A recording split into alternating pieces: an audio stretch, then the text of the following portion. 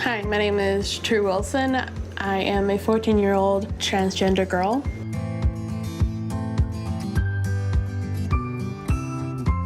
The first idea that came into my head that I was maybe transgender, I didn't know the word, but I think I was drawing a mermaid or a dress, and a boy in my class came up to me and said, "Why are you drawing that? That's a girl drawing. Only girls draw those things. You're a boy." And I'm like, well, maybe I'm not.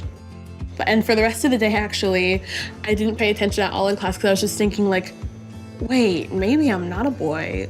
I've never heard of this before. Like, why do I feel like all of a sudden certain about this? And my mind was just racing with all these questions. Like, why do I feel this way? Like, do normal people do this? Like, is this just a phase or something? And it was a pretty confusing time for me because I was in like grade 1 or 2. When we discovered that True's gender identity was not what her birth gender was, it was a very scary time, and to go to the school looking for support and to have them kind of turn on us, it was overwhelming and scary and sad, the complete opposite of what we needed and what our kids needed, and it was really, really hard.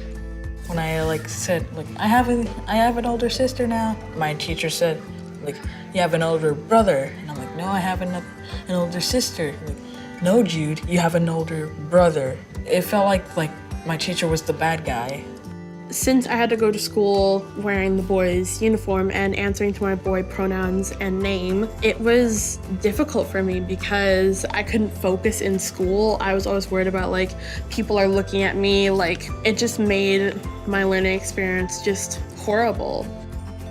I had filed a human rights complaint against the Catholic School District of Vancouver. I won. We were able to make a policy that was accepting of trans youth. It just felt so good to know that the next trans person that walked into that school wouldn't have to go through the terrors and things that I had to go through. When we left the school that we were at and we went to the school that we are now in, it was overwhelming, the joy, and it was really emotional. Just sitting there with the faculty members, the principal, vice principal, and having specialists there saying, what can we do in a situation that things go bad? And what can we do in a situation when things are going good? So all across the board, they were educating themselves and being proactive. And to have it be a non-issue, to be met with, of course we're here. Whatever you need, we're here. Like that, a huge weight lifted off my shoulders. It was incredible. I think it's important to learn SOGI language to better support the youth.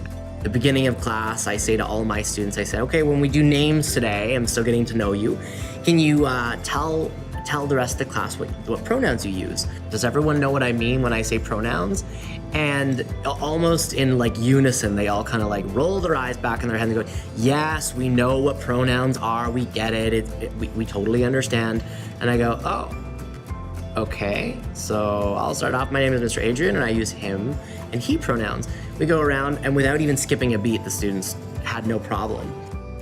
When you ask someone their pronouns and they tell you, they're giving you a little bit of insight into who they are. They're sharing something with you, and it's really important to listen.